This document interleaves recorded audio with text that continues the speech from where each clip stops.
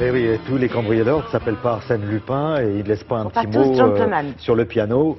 Vous savez que, histoire de comme ça, pour monter un petit peu le petit déjeuner, vous savez qu'il y a un cambriolage toutes les 90 secondes? C'est hallucinant. Oui, selon les chiffres, voilà où nous en sommes. Et en fait, ce qu'il faut bien savoir, c'est que 80% des cambrioleurs passent par la porte. Ça veut dire quoi? Que la première démarche, le premier geste à effectuer pour se protéger, c'est d'avoir une porte solide. Avant de se lancer dans des alarmes, la première chose qui compte, c'est la porte. Donc cette porte, si possible, il vaut mieux qu'elle soit blindée. Après, il existe plusieurs catégories de portes blindées. Nous avons visité un laboratoire européen indépendant situé en France, qui est le seul laboratoire français à décerner une certification qui s'appelle A2P, qui est reconnue par les professions de sécurité et par les assureurs. Donc il y a différentes catégories et ça s'analyse en temps de résistance.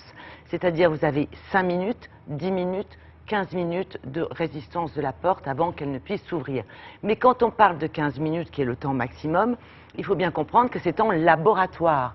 Donc il faut multiplier par 3 ou 4 par rapport à la réalité. Dans la vie, ça fait à peu près une petite heure de résistance.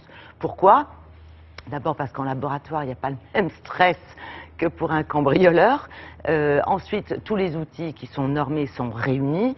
Ensuite, le cambrioleur ne va pas forcément s'intéresser à tous les points d'attaque de la porte, c'est-à-dire les deux côtés, la façade et la serrure. Le testeur, oui, lui, il va véritablement tout tester. Enfin, dernière chose, les images que vous allez voir sont entre guillemets connues des cambrioleurs. Les systèmes d'attaque sont connus. Il y a d'autres tests qui, bien sûr, sont effectués aussi en laboratoire et que nous n'avons pas filmés, notre rôle n'étant pas de donner de mauvaises idées. D'accord? Donc, simplement pour vous montrer en fait une simulation de cambriolage, puisque c'est ça un test. On essaie d'ouvrir une porte. Voilà ce que ça donne. Regardez.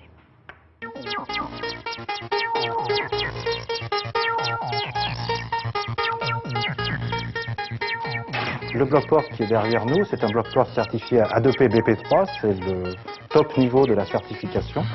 Donc dans les essais en laboratoire, le temps de résistance est de 15 minutes, mais il ne faut absolument pas le lier au temps réel de cambriolage, où là, les opérateurs du laboratoire n'ont pas peur de faire du bruit, ils n'ont pas la peur du gendarme, ils sont dans des conditions de travail, je dirais, extrêmement confortables. Les critères de certification sont des essais réalisés sur la porte. On réalise un essai côté serrure, et un essai côté pommelle, un passage à travers la porte et des attaques au niveau de la serrure. Nous testons environ 40 portes chaque année. La seule garantie objective qui existe aujourd'hui sur le marché français, c'est la marque A2P, qui est une marque de qualité qui permet aux consommateurs de choisir un produit en toute connaissance de cause, à savoir avec des essais qui sont réalisés dans un laboratoire indépendant. Donc ce n'est pas le fabricant qui auto-évalue son produit. Chaque année, le laboratoire va en usine s'assurer que le produit est bien toujours fabriqué de la même façon. Le label A2P est une démarche volontaire du fabricant qui veut mettre en avant les performances de ses produits par rapport à ses clients. Les tests sont des tests graduels. En fait, on va faire les premiers tests avec pied de biche, marteau, en fait, de l'outillage utilisé par ce qu'on appelle l'opportuniste. Ensuite, on va faire des essais avec un outillage plus élaboré et on va finir par des essais avec un outillage de professionnel. Dans la réalité, un quart d'heure de labo équivaut à environ 3 quarts d'heure, puisqu'on estime qu'il faut toujours multiplier par 3. En labo, Bon, on va résumer, l'ennemi juré du cambrioleur, c'est le temps. Absolument. Ça, c'est très très important. Donc plus votre porte résiste longtemps, moins, c'est mathématique, vous avez de risques de vous faire cambrioler. Et ne laissez pas les clés sous le paillasson non plus. Parce que ça, c'est un...